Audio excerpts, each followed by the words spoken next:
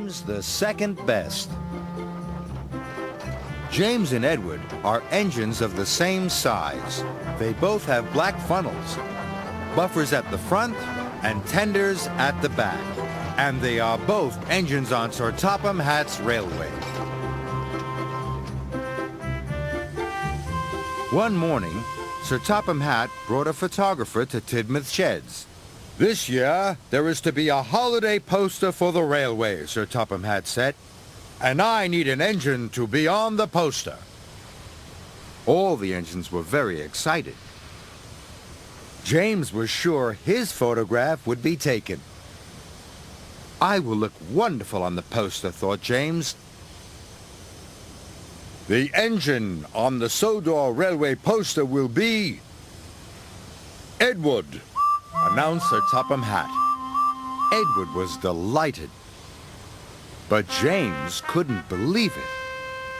He was sure a red engine would be just the thing for the poster. The photographer tried to take a picture of Edward, but James got in the way. "James, leave the shed now," ordered Sir Topham Hatt. James puffed sadly away. Soon the posters were seen all over the island. But James still wanted to be the poster engine. "I wonder why Edward was chosen instead of me," James puffed. "Because," huffed Henry, "Edward is always gentle with his freight cars. And he doesn't mind doing the dirty jobs," puffed Percy. "And he's always on time," chuffed Thomas. James was cross. "I can do all those things too," pouted James. "I'll show you that I'm good enough to be on the poster." And he chuffed away.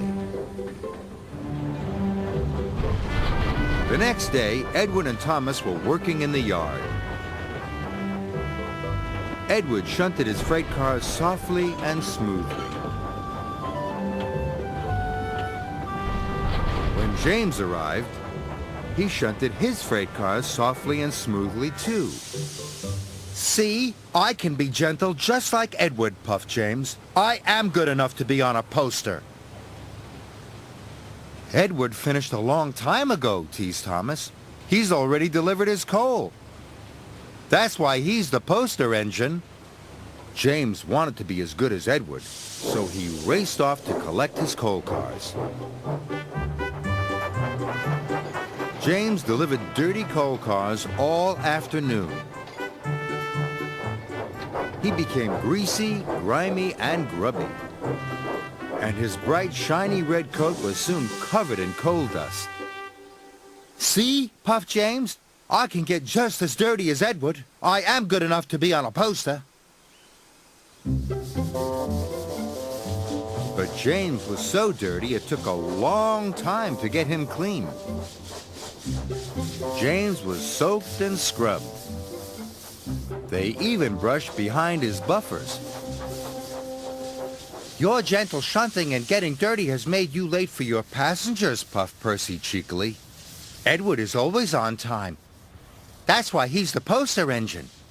Then James had an idea. "If I take Gordon's express line instead of the branch line," he thought, "I will arrive before Edward and collect my passengers first. That will show everyone I'm good enough to be on a poster." So James puffed onto Gordon's line. Then he raced across the countryside. James rattled over bridges and clattered through tunnels. He really wanted to get in front of Edward. James puffed back onto Edward's line. "It worked," laughed James. "I'm first." Suddenly, the signal turned red. James applied his brakes and screeched to a halt. But Edward couldn't stop in time.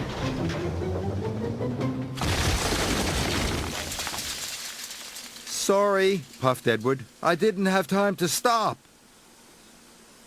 "Don't worry," moaned James. "It was my fault for pushing in." You're finally in a poster, chuckled Thomas. Maybe you are good enough after all. But James didn't feel very good. He felt very silly. Soon, Emily arrived with Sir Topham Hatt. James, your racing around has caused confusion and delay, Sir Topham Hatt said sternly. Yes, sir. Sorry, sir. James puffed sadly. Edward, your cylinder has been damaged. You can't take the children to the seaside today. The children at the station were very sad.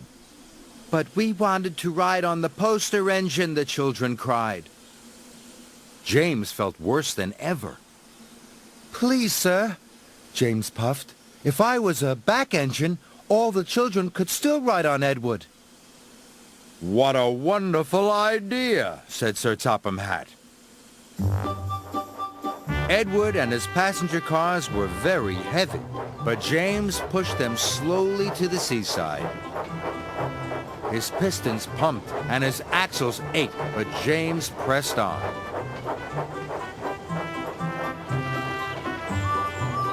They stopped along the way to pick up more children. It's Edward, the children cheered. And look at James. He's pushing him. Isn't James a grand engine for being so kind?